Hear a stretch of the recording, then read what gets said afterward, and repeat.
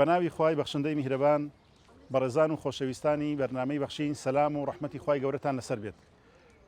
لە مانجی ڕەمەزانی پیرۆزدا دەستگای خێرخوازی بەخشین بەردەوامە لە هاوکاری گەیاندن بە کەسانی کەم دەرامەت و هەژار و نەخۆش و خاوەن پێداویستی تایبەت و هەروەها بێباوکان. لە کۆتاییەکانی مانجی ڕەمەزانی پیرۆزدا دەستگای خێرخوازی بەخشین 1000 سەبەتەی خۆراک دابەش دەکات بەسەر کەسانی کەم دەرامەت و هەژار و کرێتی و هەروەها نەخۆشانی شێرپەنجە و وەچین و توێژەکانی ترکەوە پێویستیان بە هاوکاری ئازوقە هەیە لەوەی کە لە مانجی ڕەمەزانی پیرۆزدا و لە بۆ جەژندا سفرەیەکی گەرم لە ماڵەکانیان هەبێت.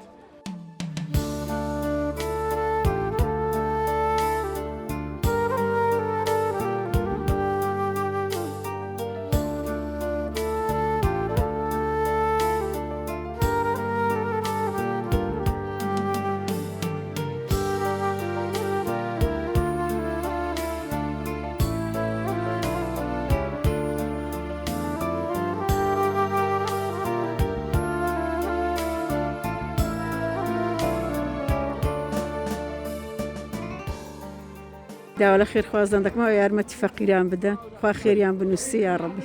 زۆر پێویستە. یەک تەقاعدمان هەیە 2 مانگە وەرمان نەگرت ئێستا 46,000 دیناریشە. کاکە من زۆر مەمنون دەستگای بەخشینم هەموو ساڵێر زکات و مکات بۆ فەقیر و هەژاری ماڵیانەوە بیشەڵڵا دەستیان زۆر خۆش بی هەکەر ئەوان نەبێ ئەمە فەوتاینە و 30 ساڵە کرێکی بە بەقۆران لە دەرەتی کەتیمە عملەمە هیچ ژیان میشنی ئێستا بێ ماڵ ینی لومان دەگری بەقۆران بەو جێژنە بەو ڕەمەزانەی و زۆر مەمنوی دەستگای خێرخوازی بەخشیش دەکەین و ماڵیانەوە بیشەڵڵا. ڕەبی ئامانەتی خوای من خوا بتاپارێ لە قەزا وەربەرە لە نسبەتی دنیا خوا دین و ئیمانتان داتێ. خوا خێر بنووسی خوا خێر ئەو کەس بنووسی ئەوەی تەوزەی دەکە بە قوربان خوا دین و ئیمانی ئەم داتێ خوا لە قەزا بەرهان بە دوورکە خوا سەرکەوتویان کە یا ڕەبی.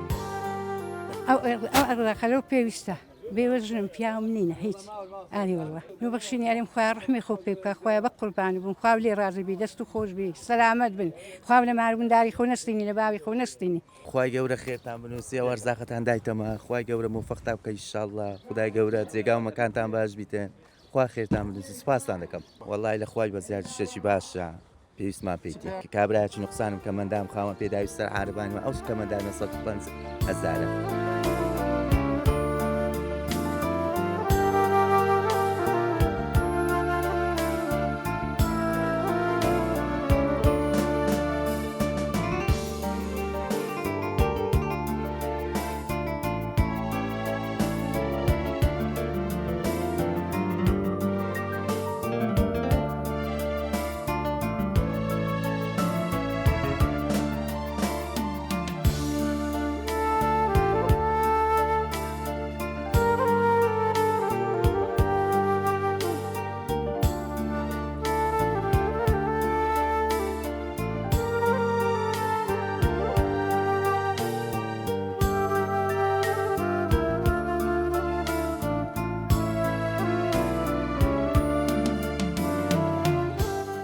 بەنای خوای گەورە میهرەبان دەستگای خێرخوازی بەخشین لە درێژەی کار و پرۆژەکانیدا لە نێو مانجی ڕەمەزانی پیرۆزدا سوپاس بۆ خوای گەورە خێرخوازان هاوکارمان بوون لە تەواوی کوردستان بۆەوەی پرۆژەکان هەموو ڕۆژێک پرۆژەکان لە هەرێمی کوردستان و لە شار و شارۆچکەکان جێبەجێ بکرێت.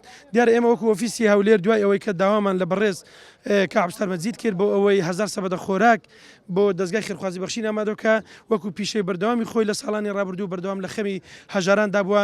ئێمە لێرە سوپاسی دەکەین کە 1000 سەبەتە خۆراکی ئامادە کرد و ئەمڕۆ ئێمە وەکو ئۆفیسی هەولێر هەڵساین بە دابەشکردنی 1000 سەبەتە خۆراک لە نێو شاری هەولێر و دەوروبەری هەولێر. دیارە ئەو کەسانی ئەمڕۆ ئێمە هاوکاریان دەکەین پێکاتون لە نەخۆشانی شێرپەنجە وەروە ئەوانەی هەژار و نەدارەکان و کرێنشینان و نەخۆشانی درێژخانە.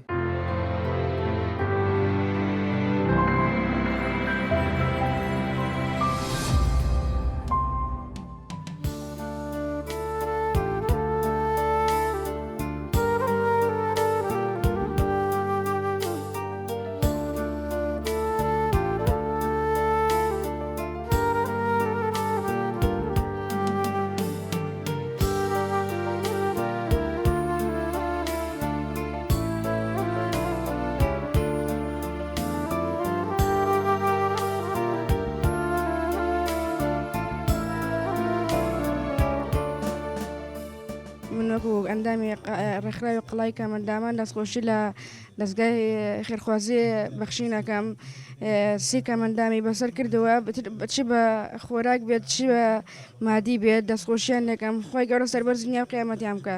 باسی دەستگای خێرخوازی بەخشینەکەین کە هاوکارمان بوونە لە موچە و جلوبەرگ و خۆراک. دەستخۆشی لە دەستگای خێرخوازی بەخشینەکەم کە ئەمڕۆ توانیان سەبەتەی خۆراک و جلوبەرگ و مانگانەش موچەکەمانە دەنێت دەستیان خۆش بێ کە ئەمڕۆ توانیان هاوکاری مناڵی بێباوک و کەم ئەندام کەم خۆی گەورە پاداشتە خێریان باتەوە خۆی گەورە پاداشتە و کابراش داتەوە کە یارمەتی ئەمانە دێت.